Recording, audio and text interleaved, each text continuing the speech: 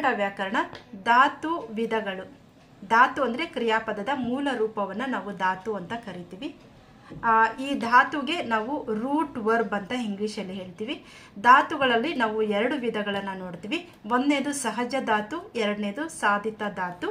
ಈ ಸಹಜ ಧಾತು ಅಂದರೆ ನೇರವಾಗಿ ಕ್ರಿಯೆಯನ್ನು ಸೂಚಿಸ್ತಾ ಇರುತ್ತೆ. ಇದು ಉದಾಹರಣೆಗೆ ಬಾ, ಹೋಗು, ಮಾಡು, ನೋಡು, ತಿನ್ನು, ಓಡು, ಹಾಡು, ಬಾ, ತರು ಇತ್ಯಾದಿ ನೇರವಾಗಿ ಕ್ರಿಯೆಯನ್ನು ಸೂಚಿಸುವಂತಹ ಪದಗಳನ್ನು ನಾವು ಸಹಜ ಧಾತು ಅಂತ ಕರಿತೀವಿ.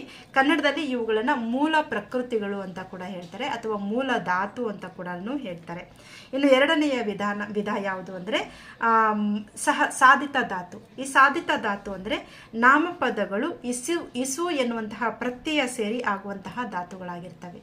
ಏನು ಸಾಧಿತ ಧಾತು ಅಂದರೆ ನಾಮಪದಗಳು ಇಸು ಎನ್ನುವಂತಹ ಪ್ರತ್ಯಯದೊಂದಿಗೆ ಪದಗಳಾಗಿರ್ತವೆ. ಅಂತಹ ಧಾತುಗಳನ್ನು ನಾವು ಏನಂತ ಕರಿತೀವಿ ಅಂದರೆ ಸಾಧಿತ ಧಾತುಗಳು ಅಂತ ಹೇಳ್ತೀವಿ. ಉದಾಹರಣೆಗೆ ಚಿಂತಿಸು, ನಗಿಸು, ಮಾತನಾಡು, ದುಃಖಪಡು, ಜಲಿಸು, ದಗಿಸು, ಬರೆಯಿಸು ಇಂತಹ ಇಸು ಪ್ರತ್ಯಯ ಸೇರಿದಂತಹ ಧಾತು ಪದಗಳನ್ನು ನಾವು ಸಾಧಿತ ಧಾತು ಪದಗಳು ಅಂತ ಹೇಳ್ತೀವಿ. ಮುಂದಿನ ವಿಡಿಯೋದಲ್ಲಿ ಸಾಧಿತ ಧಾತುವಿನ ವಿಧಗಳನ್ನು ತಿಳ್ಕೊಳ್ಳೋಣ.